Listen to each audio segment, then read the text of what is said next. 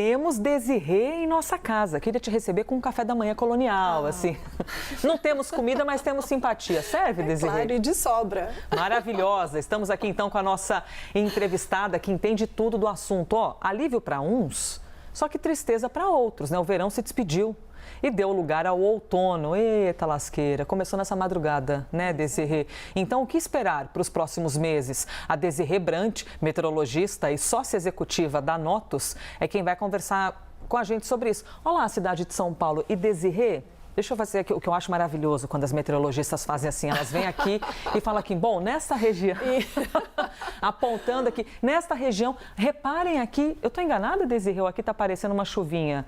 Ou seria uma neblina? De névoa. Há uma névoa. Parece névoa. Tá vendo? Eu já não poderia nem me candidatar para a profissão. Tá vendo? Ainda bem que tem você, Desirê, porque eu já teria falado algo aqui errado. Essa névoa é retrato de quê, exatamente? É presença de umidade ali. É uma formação, nuvem baixa mesmo, presença de umidade, mas isso, a partir da tarde, pode se transformar em uma...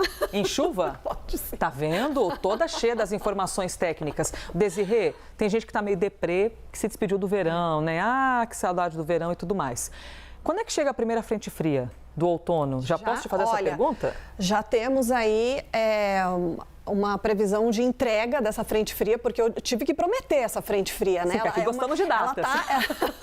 Tu me dás uma data, minha querida. Foi uma questão de encomenda, uma frente fria encomendada, né? Porque muita gente pedindo aí essa frente fria e já tem a data prevista aí para a entrega dela, que é olha, ela se forma hoje na região sul do Brasil. Antes de mais nada, gente, bom dia a todos que nos acompanham. Bom dia. Bom dia, minha querida. Feliz dia da felicidade, né? Você vê que coisa maravilhosa? Felicidade que quem gosta do outono deve estar bem feliz. E já aparece até esse gráfico aqui já eu explico ele. Ele é muito legal, tá? Perfeito. Bom, mas antes da gente chegar nesse gráfico, o que acontece de hoje para amanhã, né? A grande virada que esse início de outono já nos reserva. Uma frente fria, um sistema frontal muito bem configurado, se forma hoje na região sul do Brasil. De hoje para amanhã, varre o sul do país. Como tem feito muito calor, esse calor deve ajudar na formação de nuvens muito carregadas. Então, atenção, porque a previsão é para fortes tempestades na região sul. E até amanhã, essa frente fria encosta aqui na altura de São Paulo. E aí, o ponto de atenção fica especialmente para a faixa litorânea do estado de São Paulo e também o Rio de Janeiro. Tem muita água para cair em forma de tempestades. As primeiras pancadas de chuva são sempre as mais perigosas, né? Então, a gente vai ver aí muitas tempestades, muita ventania, um volume bem expressivo de chuva e que deixa em alerta o nosso litoral aqui no estado de São Paulo e também o Rio de Janeiro, porque o Atlântico também está mais quente. E isso é mais um combustível aí para a formação dessas nuvens carregadas. Demais áreas do estado de São Paulo, sudeste, centro-oeste, vão ter aí essa virada também com chuva. E finalmente um refresco. Eu confesso para você que eu gosto do calor, mas é uma loucura. Até eu tô querendo que chegue logo. Você se arruma, quer sair elegante. Não. Aí você chega na outra esquina totalmente suada, desmontada, gente. Não tem cabelo que aguente. Tu me ajudes, por favor, ou sol danado. Que segure. Essa mudança de temperatura, frente fria, a gente interpreta como queda nas máximas ou só como a chegada de chuva? Tem queda. Porque, veja bem, hoje a gente chega... Olha lá o Rio de Janeiro, maravilhoso. A gente tem aí uma diferença. Hoje, facilmente, a temperatura passa dos 30 graus aqui em São Paulo, claro, chega aos 32, 33. Aí, só para você ter uma ideia, na diferença de temperatura máxima, tá? Aqui na capital paulista, para hoje à tarde, antes das pancadas de chuva, a expectativa é de algo em torno de 32 graus. Amanhã também ainda fica bem abafado, amanhã, antes da chegada da frente fria, tá?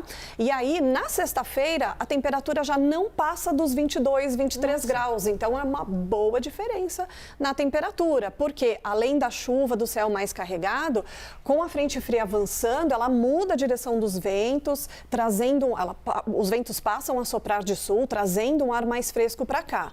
Então vai ser completamente diferente. Sexta-feira e fim de semana, um belo de um refresco por aqui. E a semana que vem também bem diferente. Semana que vem vai ser de chuva, uma temperatura mais amena. e depois disso a gente começa a ter características bem claras, bem clássicas, na verdade, do outono. E eu até separei aqui alguns mapas para trazer para vocês. Porque a gente ama, eu sou viciada em ver vocês fazendo essas explicações. Primeiro eu aqui. gostaria de mostrar o mapa da distribuição da chuva, como que vai acontecer a chuva ao longo do outono, né? Onde é mais vermelho é onde mais vai chover. E aqui, ó, é onde ocorre a abertura daquela clareira típica da estação, né? O período mais seco, né? E aí, na faixa norte do Brasil, continua a chover. No sul do país também, o fluxo de umidade fica mais voltado para a região sul, é natural para essa época do ano. E aqui nessa porção do país, incluindo também São Paulo, mas principalmente Minas, Goiás, Mato Grosso, Tocantins, o interior aqui do Nordeste, a tendência do tempo ficar cada vez mais seco. A gente começa a entrar no nosso período seco. Isso começa a acontecer já em abril. Aí eu quero mostrar o quanto o outono vai ser mais seco ou mais molhado do que o normal, tá? E olha só, esse é o mapa do quanto a chuva vai ficar acima ou abaixo da média ao longo de todo o outono. A expectativa é que o Rio Grande do Sul tenha chuva acima da média, então vai chover um pouquinho mais do que o normal para esse outono no Rio Grande do Sul. Já o centro aqui do Brasil, né, pegando muitas áreas, interior do Nordeste, parte da região Norte, todo o Centro-Oeste, interior do Sudeste, também o estado do Paraná, com a chuva abaixo da média para esse outono. E isso acende um sinalzinho aí. Esse ano a gente pode ter mais eventos daqueles dias secos, com umidade relativa despencando, o que pode ser prejudicial à saúde. Sim, e também aumentando o risco para focos de incêndio. Então, nesse outono a gente vai ver crescer mais o número de queimadas no interior do Brasil por conta dessa condição aqui de um outono que pode ser mais seco. Mas isso é assim, começou o outono, secou? Não, é gradualmente que isso vai acontecer. Tanto que tem essa chuva agora, do final dessa semana. Semana que vem também, quando começar o mês de abril, aí a gente já tem uma condição mais clássica, né, para o outono, que é secar o interior do país e a chuva ficar nos extremos, extremo norte e extremo sul do Brasil. Agora eu sei qual é a outra pergunta que você quer me fazer. Posso adivinhar? Estás lendo a minha cabeça, minha querida. Quando é que vai fazer frio?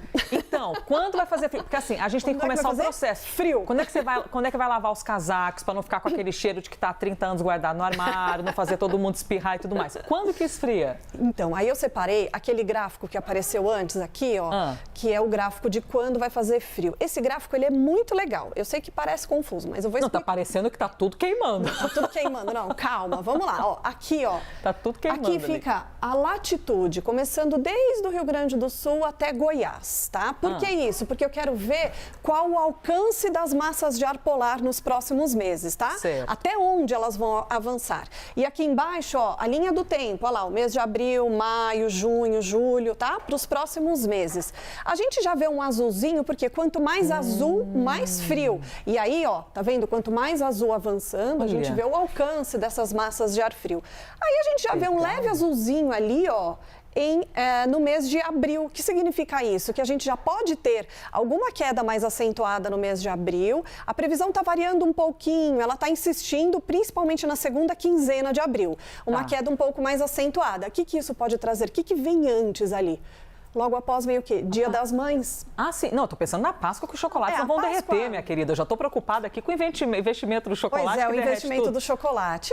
Não vai ter tanto frio assim, né, para Páscoa. Mas vamos lá. Esse friozinho aqui, ó, do final de abril pode aquecer as vendas para o Dia das Mães. Porque vai estar um pouco mais frio, o pessoal vai no shopping, compra aquela roupa mais elegante, né, mais bonita. Fica a dica aí, hein? Fica a dica. Aí depois a gente consegue ver alguns episódios mais fortes de frio no decorrer de maio, junho e julho.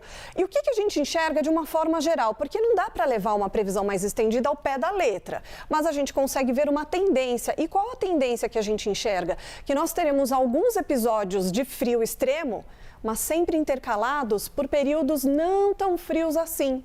Então, este outono, e já adianta um pouquinho do inverno também, eles não serão rigorosos em relação ao frio, mas a gente vai ter frio.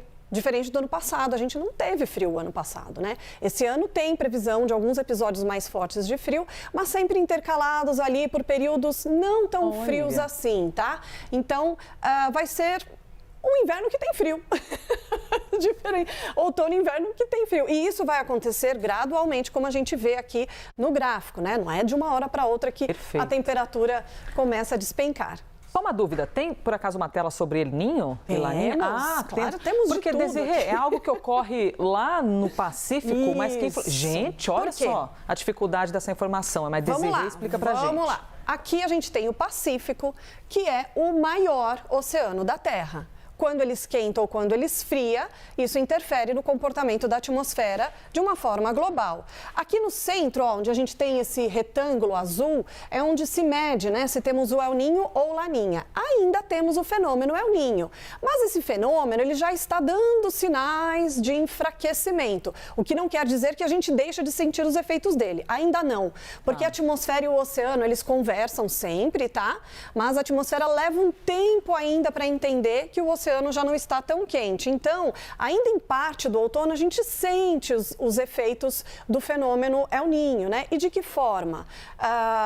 Por exemplo, em relação ao regime de chuva, um dos efeitos do El Niño agora, nesse finalzinho de verão e já o outono, é poder trazer o período seco um pouquinho mais cedo. Lembra que eu mostrei aquele mapa que pode estar um pouquinho mais seco do que o normal? Isso pode ser um sinal aí da chuva indo embora um pouquinho mais cedo do que normalmente ocorre, tá? Isso é um dos efeitos do fenômeno El Niño. Então, embora ele esteja enfraquecendo, a gente ainda sente os efeitos dele. Decorrer do outono, a gente entra numa neutralidade climática, que é o quê? Sem El Niño e ainda sem o Laninha. Mas eu trouxe um gráfico também a respeito é a mulher da dos previsão. Gráficos, gente. Olha que gráfico bonito. Faz ao vivo, Esse gráfico aqui é um gráfico de probabilidade. O que significa? Tem muitos modelos numéricos que fazem a previsão de El Niño ou Laninha. Aí cada barrinha dessa indica a probabilidade. Por exemplo, ali no trimestre março, abril e maio, a gente tem algo em torno de 70% de chance de El Niño. O que significa? 70% desses modelos numéricos estão apontando ainda para o El Niño. Depois começa a crescer aqui, ó, essa barrinha cinza, que representa a neutralidade. Então, o outono termina com neutralidade climática, o inverno segue com neutralidade climática e só no segundo semestre que começa a surgir o Laninha. E aí é um outro assunto para eu voltar aqui na CNN e a gente explorar bastante a respeito disso, tá? Então, para fechar a nossa história aqui, esse outono que já representa uma transição entre o verão e o inverno, ele vai ter essa outra transição também, que é o final do El Niño e o início da neutralidade climática. Desirê Brant explicando tudo pra gente. Pode até chegar aqui pertinho de mim novamente, Desirê, pra gente ficar um pouquinho juntinha na bancada. Maravilhosa. Você vê que quem nasce com o poder da comunicação, meus queridos, é isso. Bom, encerramos dizendo que tem virada de tempo pra essa semana. Então você que tá passando aquele calor danado na semana e pensa, vou pra praia? Vai pegar 20 e poucos graus, hein? A temperatura não vai estar lá. Que não para. E chuva que não para. Aliás, atenção, porque olha, é muita chuva que está prevista para o litoral. Então eu não arriscaria descer a serra nesse fim de semana. Fica aí a dica, então, de Desirê Brant, a meteorologista e sócia executiva da Notus. Maravilhosa você, Desirê. Obrigada. Muito obrigada, hein? Eu quem agradeço. Muito obrigada, maravilhosa. Fica aí, então, a notícia para vocês do que está acontecendo com o nosso tempo e com esse jeito maravilhoso de Desirê de explicar tudo para a gente.